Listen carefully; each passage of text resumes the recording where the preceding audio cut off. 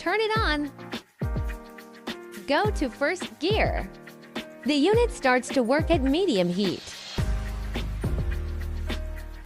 Go to second gear. The unit is brighter, giving off more heat. Go to first gear with oscillation. The fan is oscillating in the first gear. Go to second gear with oscillation. The fan is oscillating in the second gear.